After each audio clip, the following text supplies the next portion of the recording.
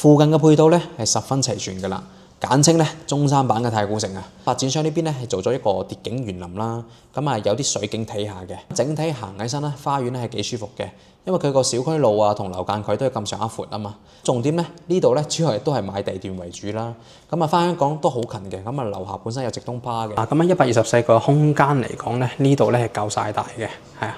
完全足夠啊！因為你畢竟清水自己裝修成話咧，咁啊個空間咁放住喺度，咁啊任由你去砌牆，任由你去揼牆。呢個廳至少打底都要85寸電視啦，俾我放一定係100寸喺呢度。一個物業嚟講咧，其實個地段咧佢打分咧係特別高嘅，即係10分嚟講，佢起碼佔到6分。Hello， 大家好，我華地產一傑啊！嗱，咁啊今日咧嚟到我哋呢個中山嘅石岐區啦，咁啊睇翻一個豪宅盤啦，冇錯，就係我身後呢個金鷹半山嘅一個小區啦，咁啊今日過到嚟咧，係主要同大家介紹下啦。現在新家推咧就係我哋一個7棟位置啦，咁啊一個125方到145方嘅3到4房都有噶啦。咁啊嚟到樓盤第一時間咧，係同大家睇下周邊先嘅，附近嘅配套咧係十分齊全噶啦，簡稱咧中山版嘅太古城啊。咁啊特別中意方便啊同熱鬧嘅朋友仔嚟講咧，就最合適不過啦。本身咧樓下咧就有2間商場，咁啊有萬象匯啦同埋假日廣場嘅。咁啊已經滿足到你行街啊、shopping 啊、食飯啊、買嘢嘅慾望都得㗎啦。咁啊，如果你覺得係唔夠玩嘅，咁啊還有啲老牌啲㗎啦。咁啊周邊有利和啊、大信啊、興中啊，咁啊呢啲三大商圈咧，其實你揸車15分鐘內咧點樣到達到嘅。咁啊加上咧樓盤有個優勢咧，隔離咧就有埋個地鐵口啦。咁啊呢個叫興中站啦。咁2027年咧就可以正式通車到我哋廣州市區嘅位置啦。咁規劃上咧，仲可以接駁到我哋嘅珠海市區啦，同埋深圳嘅，但係需要啲時間啊。咁完全實現到我哋1個鐘勢為有噶啦。咁啊地段上已經係贏咗唔少樓盤啦。但係住喺呢度咧，唯一一個缺點咧，就係你一出街咧，就會見到好多人啦。咁本身咧就屬於個石岐中心嘅位置嘅。咁啊特別貨翻我哋呢啲華僑客戶嚟講啊，或者係香港客戶嚟講咧，如果中意靜嘅一啲朋友仔咧，就未必啱 feel 嘅。咁現在咧賣緊咧就係最後一座位置啦，7棟係啦。咁啊均價咧大概咧就係14,000到15,000蚊嘅均價啦。咁啊125到145方嘅3到4房。咁現在咧最新政策咧就話買樓送埋車位添嘅。咁小區咧整體交樓咧都有一段時間啦，但係外觀上睇上去咧就唔算話特別高檔。但附近樓盤嚟講咧，佢係算有翻咁上下啦。咁啊樓下咧都係4星級嘅酒店，咁啊招呼朋友咧係絕對 OK 嘅嚇。咁價錢咧都係400幾1萬嘅。咁啊如果大家想過嚟睇下樓盤啊，或者係體驗一晚住下咧，我覺得呢個酒店我幾建議嘅。咁啊睇翻啦，佢個內園啦管理都幾企理啦。咁啊周不時咧都有工作人員啊進行一啲綠植維護嘅。咁啊發展商呢邊咧係做咗一個蝶景園林啦。咁啊有啲水景睇下嘅。有會所、泳池啊，咁啊基本配套都齊晒㗎啦。咁啊整體行起身咧，花園咧係幾舒服嘅，因為佢個小區路啊同樓間距都係咁上下闊啊嘛。但係我自己行咗一圈之後咧，發覺咧對老人家嚟講咧就爭翻少少啦，因為咧始終咧佢係樓梯級比較多啦。雖然話花園有啲造型，但係最終我哋講求嘅係實用啊嘛。咁同樣佢係有無障礙通道，但係老人家走上嚟咧，我覺得都幾迂迴嘅啊，畢竟體力有限啊嘛。但係發展商上邊咧，佢都算叫照顧周全嘅，因為咧見到有唔少嘅花園凳啦，咁啊係叫彌補不足嘅。咁重點咧呢度咧主要都係買地段為主啦。咁啊翻香港都好近嘅，咁啊樓下本身有直通巴嘅，咁啊你當喺呢度度假屋咧，一程車翻到嚟咧都 OK 嘅。咁現在我哋上去睇翻個價格點先。咁啊現在上翻嚟3棟4樓咧，咁啊睇翻我哋個實體單位啦。係啦，咁啊呢個實體單位大家睇睇，咁啊2梯4房係同我哋嗰個新家推嘅7座咧係同等一個戶型嚟嘅。咁啊現在咧我哋介紹嘅呢個咧係呢個124方嘅，咁係做到一個嗱，大家見到1、2、3房2衛。咁入嚟呢邊睇睇啦，咁啊左手邊咧呢邊原本係一個玄關櫃嘅位置啦，但係發展商為咗增加多啲收納位置，咁喺呢邊咧做咗個玄關櫃嘅，係啦。咁啊入翻嚟呢個過渡位咧，整體嚟講都比較闊嚇，入嚟第一個感覺咧就舒服，係啦。咁啊轉彎入嚟咧就係我哋嘅廚房位啦。咁啊有啲少少迂迴啊，係啦。咁以前嘅裝修設計嚟講咧，會比較喺以前嚟講咧呢種係比較時尚噶啦。嗱呢個咧係人從嘅推拉門。OK， 好，咁啊，進入翻廚房睇。嗱，咁啊呢個廚房咧，整體咧就係一個 L 型廚房啦。咁啊左手邊咧係一個沙律櫃嘅位置啦。咁啊有冰箱，咁啊還有我哋個洗碗機都有噶啦。咁啊呢啲咧係作為一個參考設計咧，咁大家可以按照發展商咁嘅裝修去做嘅，係啦。咁啊啱先嗰埲牆嘅唔係嗰個沙律櫃後面咧，其實就係呢個玄關櫃。其實呢種咁嘅改造法咧，咁啊大家去睇翻啦，我覺得反而咧就未必咁好嘅。咁啊大家可以喺設計上面咧多翻啲心思，睇下點樣做翻呢個玄關位係做靚啲啊。因為畢竟本身呢度係有光嘅，你封咗嗰度做櫃咧，本身唔使咁多收納位咧，就唔需要咁設計嘅，係啦。咁啊爭翻少少，但係佢呢度因為清水買賣嘅情況下咧，咁咧大家係任意改動啦。咁啊，如果本身死咕咕嘅大精裝係咁樣設計咧，我相信好多客戶咧都未必去 buy 呢樣嘢，係啦。咁啊睇翻個廚房，咁廚房夠用嘅，咁啊124方嚟講咧，OK 係。咁啊呢度咧，咁啊做咗半開放式咁樣啦，咁啊做咗一個少少吧台位啦，咁啊可以喺呢度出餐啦。咁啊出邊咧就係我哋一個飯廳位置啦。好，咁啊出翻嚟先。嗱，咁啊124個空間嚟講咧，呢度咧係夠晒大嘅，係啊，完全足夠啊。咁啊擺放傢俬嚟講咧就比較好擺嘅。咁啊大家睇睇，嗱呢個咧就係飯廳嘅位置。咁啊飯廳呢邊咧，佢係做咗一個4人嘅餐台啦，但係本身呢度咧，如果你可以改造咧，係做翻一個中島位啦，咁啊成件事咧就變得好靚仔啦。嗱，打橫一做個中島咧，哇！嗰個感覺完全唔一樣啊，係啦。咁啊本身嗰邊啲位置咧，即係可能呢埲牆咧就唔打得啦，係啦。啱先即係雪櫃位嗰埲牆唔打得，但係後面嗰啲位咧就可以喐改動啊嘛，睇下點樣改到靚啲嘅廚房都得嘅。OK，咁啊呢個係我哋嘅飯廳位置啦。咁啊睇翻客廳先。OK，咁啊客廳睇上去咧，係以前嗰種好有復古嘅風格啊，係呢種咁嘅裝修風格。但咧現在個標準性嘅口味有啲唔一樣啦。咁啊睇翻大家點樣自行設計啦。OK，我哋睇翻陽台。咁啊呢個陽台位咧，大家睇睇，好闊啊！呢個陽台係啦。咁啊呢個陽台係完全可以放置一張4人嘅麻雀台，但係當然我唔係建議大家係一個陽台打麻雀啊，只不過話俾大家聽個空間感可以咁樣做到。係啦，咁啊睇下點擺啦。咁啊呢度咧佢自己擺咗一個細細地嘅台啦。咁啊2張凳喺度嘆下咖啡，望下出面個景觀 OK 啊。其實買得呢一度咧，大家就唔好奢求太多有乜靚景睇啊。呢樣嘢咧就唔實際嘅，因為畢竟係一個市中心好旺嘅一個地方啊。咁啊基本上周邊咧係叫做方便嘅啫。但咧佢入邊嘅雷籠咧，我覺得都 OK 嘅，因為你畢竟清水自己裝修情況下咧，咁啊個空間咁放住喺度，咁啊任由你去砌牆，任由你去揼牆，任由你去設計，係啦。咁啊另外嘅3間房嘅位置，大家望一望，係啦。咁啊呢邊嘅過渡位咧就有少少嘥嘅，係啦。咁啊盡量咧，大家其實想擴大少少啲房間咧，都係有機會性嘅。咁啊先睇睇工位，嗱工位呢一邊。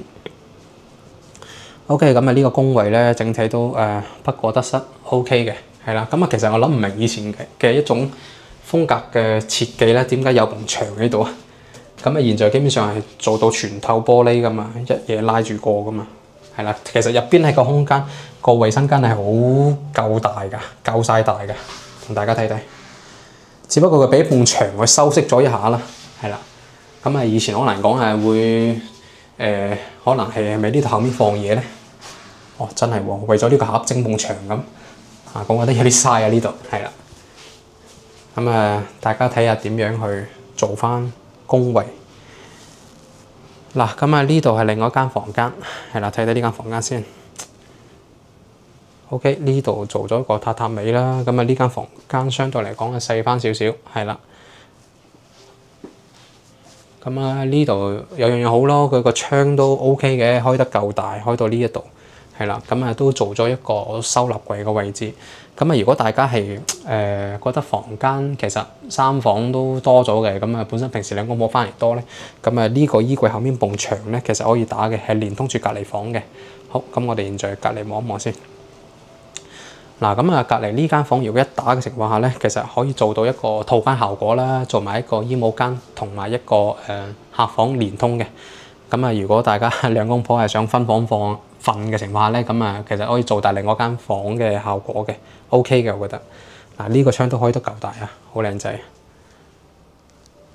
咁啊，呢度咧佢係自己放置一張尾二床啦，咁啊做咗一個，哇！呢張書台有好牙掟啊！係啊，咁啊本身個空間都可以嘅，不過做咗咁大嘅書台放住所以空間好似睇上好細，但係好大其實。OK， 咁啊，現在我哋睇翻主人房，係啦，咁啊呢個主人房睇睇OK， 係啦，呢度咧就係套位嘅位置啦。套位都 OK， 係啊，夠大。咁啊同公位個 size 嚟講咧，我覺得係比佢甚至大翻少少添。呢度做咗張凳，可能方便老人家咧。嗱，呢度有個位咧，我覺得真係要彈一彈，啲咁深嘅呢個位，即係呢度講緊差唔多係80啊，80深咁啊。呢個位咧，你話放置沐浴露，但係我覺得即係咁深，即係呢個 design 上邊咧就有啲諗得唔係好明啦。但係睇翻你自己啦，有啲街坊都中意係呢一種嘅風格，唔出奇，係啦。咁啊呢個主人間 OK 啊，正常係啦。咁啊124方嚟講，應有嘅嘢佢都有晒，係啦。咁啊兩邊床頭櫃，尾8床，咁啊一個超大嘅飄窗位啦，呢個係270度嘅飄窗啊。咁啊望翻出嚟咧就係城市嘅景啦。咁啊呢個飄台位咧應該係做大咗佢，係啦。咁啊做到咧可以放置一張床嘅感覺。咁啊平時如果係有即係有講緊係小朋友嘅，中意同爹哋媽咪一齊瞓嘅，咁啊呢一張我覺得都夠佢瞓嘅啊。咁啊基本上你係一啲幼兒班或者小學嘅情況下就 OK 啦。好，咁啊整體房間呢邊介紹完，好啦，咁啊我哋咧就去睇埋另外一間145同146方嘅，咁啊都係唔同嘅設計啦。咁啊睇翻大家中意邊一種啦。好啦，啱啱睇完125方嘅，好，我哋現在嚟睇另外一個戶型。咁啊呢個係03戶型啦，咁係做咗一個145方嘅。咁大家睇下4房2衛一個設計啦。咁啊睇翻發展商係點樣裝修噶啦。咁啊一入門咧，咁大家見到咧就係一個玄關櫃嘅位置啦。咁啊呢度咧玄關位嚟講咧，佢做咗一個玄關櫃咧，佢就比較深嘅。咁大家見到嘛？起碼80公分呢度，感覺上啊，所以咧你有咩收納唔到嘅情況下咧，你放入邊咧就絕對夠晒位啊，夠大件啊。好，咁啊，整間屋都做咗一啲護牆板啦，會深色少少，係啦，因為發展商咧都知道其實呢間屋嘅透光性咧係好強嘅，所以咧做翻一啲沉色少少嘅，會令成到間屋咧協調好多咯。好，咁啊嚟到呢個咧就大廳位啦。呢個大廳位，我可以俾到100分，因為我個人就好中意啲咁嘅大廳啦。橫廳係啦，咁啊呢度咧就放置一張長形台嘅6型餐台啦，係啦。咁啊轉頭呢一邊咧都有個小亮點啦，就係佢呢度咧有扇窗咧都可以開得到啦。咁啊本身咧我哋開咗個大窗，再開呢個細窗情況下咧對流噶啦。咁啊整個客廳嚟講咧，俾人感覺咧就最舒服啦，夠大。咁啊擺嘢咧都擺好多。好，咁啊，現在咧，我哋睇翻廚房位先。好，後面呢個廚房位入嚟睇睇。咁啊，呢個咧係做咗一個 U 型廚房。OK，咁啊，140零方嚟講，呢個廚房咧，我覺得就 OK 嘅，係啦，不過得失實用嚇，只能咁講2個字實用，係啦。咁啊，做啲櫃體啦，咁啊，基本上展示咗一啲設計，睇下大家點樣去擺翻呢個家電啦。好，咁啊出翻嚟呢一個咧，就係我覺得有啲建議提供下俾大家咧。其實呢度係做翻個中島咯，係會靚仔好多。因為畢竟個廳個空間已經夠大啦。咁啊，再做翻個廚房，唔好俾佢咁小氣，做翻個中西廚，咁啊更加 perfect 啦。好啦，咁啊現在咧，我哋行翻出去露台位置睇睇先。哇！呢個露台夠晒長，好長啊！佢跟住個廳咁闊嘅呢個露台，係啦。哇！出到嚟呢邊，咁啊呢邊做咗一啲放置我我哋一啲洗衣用品啦，咁啊做翻洗衣櫃啊呢啲 OK 嘅。咁啊加上咧，我哋望翻出去咧，其實就有個天望下咯。咁啊對面基本上就係啲普通建築係啦，城市景咯。因為你買得我哋市中心咧，就唔奢求有咩靚景望得到啊，最緊要係間屋嘅內籠同埋佢個地段夠晒正啊。OK， 咁啊呢個露台同大家睇完啦，咁啊再睇翻一啲房間位置啦，係啦。咁啊呢度係第一間房 ，OK， 我哋睇睇第一間房先。嗱，咁啊呢間係作為書房都 OK 嘅，冇問題，係啦。咁啊佢做咗一個榻榻米啦，定製一張床喺呢度嘅。咁咧佢個書枱咧就做得有啲長嘅，咁啊呢個書枱感覺上就唔使咁大嘅，係啦。咁啊呢一邊咧隔離咧就係我哋一個收納櫃嘅位置啦，係啦。咁啊衣物啊各方面啊床鋪被鋪啊，咁啊呢度可以夠位置放嘅。好，我哋出翻嚟另外一間。咁啊呢一間咧有啲設計啦，咁啊發展商咧可能打中埲牆啦，做咗一個燙窗。咁啊呢個燙窗咧會形成翻我哋呢個對流效果啦，係因為一燙開嚟房，一燙開講咧兩邊都對流。咁啊重點咧，我覺得佢做得幾好咧，即係平時我哋唔需要咁多房間嘅，但係我哋需要一個活動室嚟講咧，咁啊呢度可以做茶室啊，或者瑜伽房啊，或者係小朋友個玩具房啊，或者係你自己一啲收藏嘅嘢可以喺呢度展示咯，咁係唔錯嘅。咁值得一講咧。咁啊，其實呢度咧，如果覺得係隔離間房咧細氣一少少咧，其實呢埲牆咧都可以打嘅。咁咧，佢呢度係做咗啲櫃體嘅，係啦。咁啊，如果你打嘅情況咧，封一封，咁啊呢度封翻牆啦，咁喺呢度入翻去咧，其實整間房呢兩間房合二為一嚟講咧，都夠晒大嘅。嗱，咁啊，佢做咗一個書房位啦，啊個窗夠大啊，我好中意呢下。間屋陽光夠啊，最重要。OK， 咁啊入到嚟呢度咧。我發現呢個位真係有啲嘥啊！呢個位有啲嘥，咁啊大家盡可以咧，其實門口入嚟之前呢度咧，其實咧可以後面咧，如果係想個主人房更加大，呢度直接做晒得噶啦，喺呢度開門主人房係啦，咁我覺得就實際好多啦。咁佢咁做咧就會顯得有啲嘥空間。睇翻自己點樣設計啦，畢竟係清水係咪先？咁啊大家睇翻嗱呢個工位位置。工位位置大家唔好睇咁細啊，俾埲牆呃咗啊，咁啊係啦，入邊都好闊嘅，夠晒位啊。咁啊正常一個大肥佬喺入邊沖涼咧，係完全夠轉身啊。好，咁啊我哋睇翻第三間房啦，呢個係第三間。呢間咧就大家做兒童房都得啊，做客房都得，招呼多朋友嘅呢間係啦。咁啊佢都係同樣係定製榻榻米啦，係啦。咁啊呢邊咧係有個好深嘅衣櫃，都係入牆式嘅啦，做到 OK。呢間房細細地，好，我哋睇翻就係主人房啦。好，直接睇主人房入邊個內籠先。普普通通係啦，即係唔會話太驚豔到我嘅呢一種係啦。睇樓就睇得有啲多啦。咁啊呢一種咧，佢書枱位做咗一張喺呢一度。咁啊，嗰度都有個床頭櫃啦。呢張咧應該係米八床咯，係啦，米八床。咁啊，隔離有個飄台位。咁啊，呢個飄台位，平時可以喺呢度睇下風景都好啊，係啊。咁啊，望翻出去都係城市景啦。現在賣緊嘅七座嗰邊咧，望翻出去更加靚仔好多。嗱，咁啊呢個咧就做咗一個超大型嘅衣櫃啦。咁啊，內置咗一個電視櫃個位置啦，係啦，咁啊睇下大家要唔要呢種咁嘅設計啦。咁啊當然啦，咁啊現在設計咧，只要揾啱個設計師，係好多諗法嘅。咁啊呢個 OK 嘅，咁啊呢個整體就145方嚟講就正常嘅一個戶型。咁啊格局上邊咧就除咗個廳係最正嘅呢下，咁啊其餘咧我就覺得係普普通通嚇。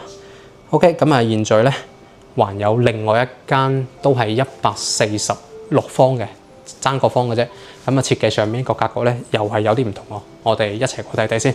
好啦，咁啊，現在咧我哋啱啱係03嘅145方度啦。咁啊，睇翻現在係04嘅，同樣都係同個積數啊，145方，但係嗰個內籠上邊咧就有啲變動啦。咁啊，帶大家入去睇睇。咁啊，同樣4房2衛，同樣嘅積數。咁啊，內籠上面係有咩唔同咧？嗱，入嚟咧都係一個玄關位，係啦。咁啊，呢個玄關位咧，同樣咧，佢呢種裝修方格咧又唔同咗啦。咁啊，冇咁沉，所以顯得咧間屋個採光性咧會特別靚仔好多呢度。咁啊，呢度咧做咗一個收納櫃啦，同樣都好闊啦呢個收納櫃。咁啊，入翻嚟呢一邊，咁啊都係做咗啲飾面板。咁啊，呢個空間咧，咁啊睇下大家點去利用翻啦。咁啊，當然再入翻嚟咧就係我哋客廳位啦。咁啊客廳位就有啲改動啦，但整體嘅改動得係好 OK 咯，係啊，好舒服咯個廳整體感覺。咁啊呢個飯廳啦，我哋先睇客廳先，係啦客廳位。咁啊客廳呢度咧佢係打咗間房啦，因為呢間房我諗應該比較細，所以佢特登改咗係擴闊咗個客廳。咁啊本身係一個1字廳都改到係一個10字廳咁解咯，係啊。咁啊呢度一個10字，係啦。好，咁啊現在咧我哋睇翻呢個客廳嘅一個闊度啦。咁啊呢個客廳闊度145方嚟講咧，佢呢度咧係足夠嘅嚇。咁你擺家私又好，擺乜都好啦，咁啊都會比較好擺啦。咁啊實際少少，我哋望翻一個陽台位先，係啦。咁啊呢個啱先同啱先嗰個長嘅陽台係完全唔一樣啊。咁啊呢個咧就係闊翻少少啦，呢個係啦，即係跟翻個廳個一樣咁啊積數啦。咁啊同啱先125方嗰個大致不差。咁啊望翻出去咧，都係望我哋一個來源方向啦。但係我哋賣緊嘅係7座，係啦。咁7座望翻出去個景觀性同現在係完全一樣。好，咁啊再嚟感受一個廳先。呢個廳至少打底都要85寸電視啦，俾我放一定係100寸喺呢度。OK 係。OK 嘅，咁樣改到個廳咧係會好舒服嘅。咁啊清水，咁啊大家任意你點樣改，可以參照翻發展商嘅一個裝修。咁啊發展商同樣咧都做翻啲風管。其實現在咧未必即係未必一定要做風管嘅，做翻啲立式嗰啲機都夠㗎啦。係啊，係啦。咁啊呢個係飯廳位。咁啊大家睇睇嗱，飯廳呢邊咧做咗個餐邊櫃啦。咁啊拉翻出嚟呢邊做翻一個4人嘅餐台啦。咁啊其實呢度嘅飯廳佢夠闊嘅，只不過做咗餐邊櫃嘅情況下咧，睇上去好似窄少少。但係呢度咧係可以放置一張8人嘅圓台，我覺得呢度 OK 啊。咁啊現在咧我哋轉翻嚟睇廚房位。廚房 U 型廚房，咁啊整體都係顯得實用嘅。可能個朝向同啱先係有啲唔一樣啦。咁啊呢個廚房位咧就會更加地光猛啲啦，係啦，好舒服呢個廚房。咁基本上咧2個人一邊我哋炒餸啊、煮飯啊，咁啊夠空間。咁啊另外一個副陽台啦，咁啊呢度個格局最唔同咧，就係因為佢多咗一個陽台啦，咁啊形成一個南北對流。咁啊呢種呢種戶型嚟講咧，我哋叫做比較住得會比較舒服、長久啲嚟計咧，咁啊呢種咧係唔需要任何改動情況咧，會住得好舒服咯。係啊，因為本身你打開2個廳，咁啊好通風，個採光又好咁啊相對比主陽台就會窄翻少少，係啊，但係個空間都已經好足夠啦。咁啊佢都做翻一啲洗手盤個位置啦。咁啊呢度可以做翻一啲洗衣櫃個位啊。係好，我哋入翻嚟廳。好啦，個廳再睇翻啱先改動嘅嗰間房。咁啊呢度咧，大家可以選擇睇改唔改啦。我覺得改咗係實際啲嘅，因為佢改咗之後咧，個廳底顯得大啲啦。第二咧，呢個咧係反而係多功能性少少，做得一個空間。因為呢度咧，大家平時如果係work from home嚟講啊，即係你未完全純正退休咁啊，做下嘢咁啊，可以喺呢度擺置翻我哋嘅電腦啊。咁平時或者係有啲手藝啊，咁啊，譬如你係中意飲乜咖啡機啊，咁啊呢度咧做翻個吧台都靚仔啊。咁啊，佢後面咧呢度咧都做咗好多啲收納嘅位置啦，可以按照翻呢個設計去參照翻啦。咁啊，平時如果你香港嗰間屋咧，你本身好多有啲嘢要 show 出嚟嘅，咁啊呢啲收納櫃咧就啱晒你去用啦。因為本身每個人個成長歷練唔一樣，咁啊有好多嘢值得留念嘅，咁啊擺喺嗰度就最靚仔啦。咁啊呢度就係一間大少少嘅客房啦，呢間客房靚仔啊！呢間客房我覺得係啊，呢兩邊咧做咗一個書枱位啦，係啦，所以本身個空間夠大，睇你點樣設計嘅啫。咁啊，同樣咧佢係做咗一個衣櫃，係啦。咁啊，呢張係一張米半床嚟嘅，係啦，窗啊開得夠晒大。咁呢間超乎朋友得體嘅，係啊，靚仔啊！咁啊，睇翻工位啦，咁啊工位呢邊。因為個格局有少少改變情況下咧，工位都特別大咗，係啊。咁啊，大家睇翻呢個工位先。呢個工位 OK 啊，我覺得靚仔做得夠晒長，呢個工位做得正常啲，比啱先嗰個好似感覺大啲。咁啊，呢度另外嘅兩間房，咁啊呢間係主人房，我陣間先睇下呢間先。咁啊呢間咧，咦呢間更加大喎，呢間客房。係嘛？呢個客房三邊落床喎，又做咗我哋一個書枱位喎。咁都係一個270度嘅飄窗啦。咁飄窗都做得特別大，佢特登做出嚟嘅，大家見到嘛？本身可能70公分咧，再加多10零公分出嚟，差唔多成米嘅呢個休息位。大家平時可以睇下書都喺呢度。好，咁隔離咧係一個嵌入式嘅衣櫃啦。咁呢間咧。咁如果你有爹哋媽咪翻嚟呢邊咧，咁呢一間房咧俾佢哋瞓啊，舒服啦呢間嚇。好，現在咧係另外一間主人房啦。睇翻呢間主人房，睇夠唔夠大先 ？OK 啊，呢間主人房唔錯，整得空間本身夠大啊。佢呢度咧就放置一張懶人椅啦。同樣一個飄台位啊。大家平時可以喺度 hea 下都 OK 啊。望翻出去咧都係一個內園景，7棟咧就睇緊唔同位置啦。大家見得到啦，佢係放置一張米八床，三邊落床啦。值得一提嘅。如果平時有衣物比較多情況咧，佢呢度個收納空間咧做得足夠啦。兩邊都可以，呢度咧做咗入牆式嘅收納櫃啦。呢度本身已經夠晒用噶啦。如果唔夠咧，呢度再可以做個櫃得，係啦。呢間主人房咧係可以嘅，因為空間夠，係啦。現在咧就睇完我哋呢個145方嘅格局啦，兩種唔同格局，睇翻自己點樣揀啦。我個人嚟講咧，就可能啱先嗰間咧我就會 buy 多啲啊，因為個客廳夠大，即係中意廳夠大嘅，隔離嗰間係一定係 buy 噶啦。呢一間都唔錯啊，呢一間即係佢如果追求翻房間入邊會大翻少少嘅，呢一間入邊咧都OK 嘅，係啦，會整體舒服啲。好，我哋落翻去做個總結。好啦，今日現在我哋翻嚟我哋呢個內園入邊啦，同大家去講翻一啲個人自己嘅感受啦。講翻自己睇法嚟講咧，其實嚟到呢個樓盤咧，樓盤咧其實俾我嘅感覺咧就唔會話太驚豔，畢竟睇盤你已經睇得太多啦，做呢行都做得太耐，形形色色嘅盤都睇過。呢個盤喺我嘅範圍線入邊咧，其實就唔算話特別驚豔咯，係啊。但係咧有樣嘢係令我係加分嘅咩咧？係佢嗰個地段係啦。呢個小區嘅地段咧，我覺得係好優勝。一個物業嚟講咧，其實個地段咧佢打分咧係特別高嘅，即係10分嚟講，佢起碼佔到6分。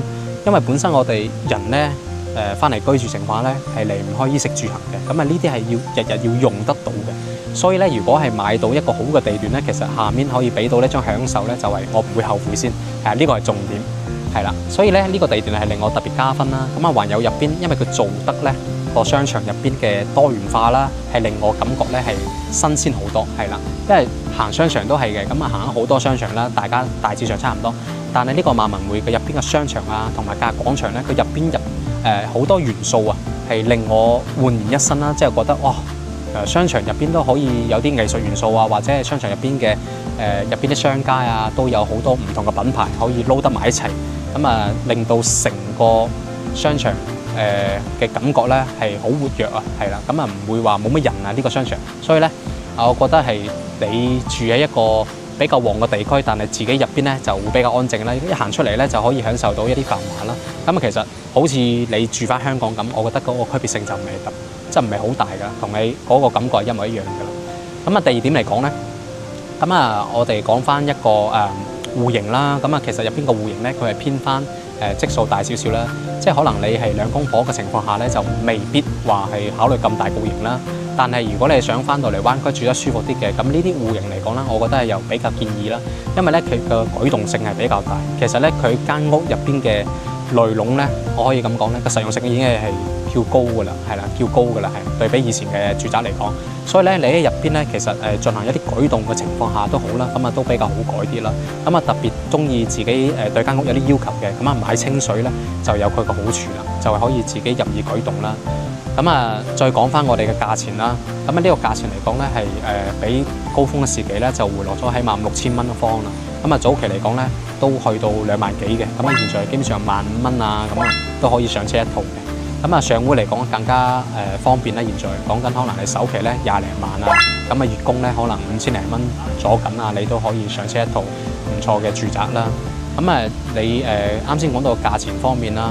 咁啊第三點咧，我哋講翻咧，其實整體個住戶質素啊，我覺得係偏高嘅呢度，係啦，因為我諗咧呢度本身嘅地段咧，本地人嚟講咧，只有翻咁上下嘅人咧，都會住翻呢一邊嘅，係啦，所以咧大家唔使擔心話你退休翻嚟，你住喺呢度，你隔離周圍係一啲咩人啊，係咪會素質會低翻少少啊？咁啊呢度咧就唔會存在咯，我覺得係，因為我自己喺呢個小區啱先觀察咗一陣啦，咁啊本身咧。可能個人數咧都唔算特別多，呢個住戶係啦。然後咧，但係見到好多人啊，咁啊，俾我感覺上咧就會比較素質就會高翻啲嘅，係啦。所以你唔需要擔心話住喺呢個小區，我日後我個鄰居係啲咩人啊？咁我覺得呢一方面咧就會俾到一個信心保障俾你咯，係啦。咁啊，第四點嚟講咧就係我幾中意就係本身呢個成個氛圍啊，即係呢個小區。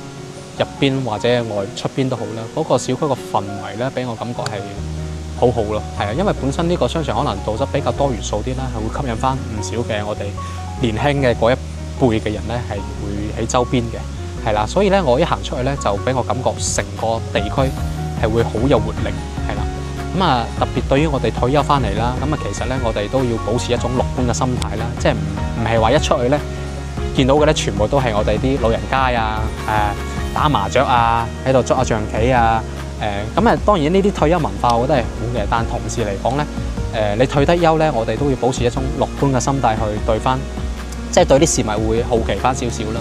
咁啊，起碼呢度一出去咧，俾我感覺咧就係 young 翻好多，成個人嘅感覺係舒服，係啦。咁啊呢一點咧，我覺得好重要嘅。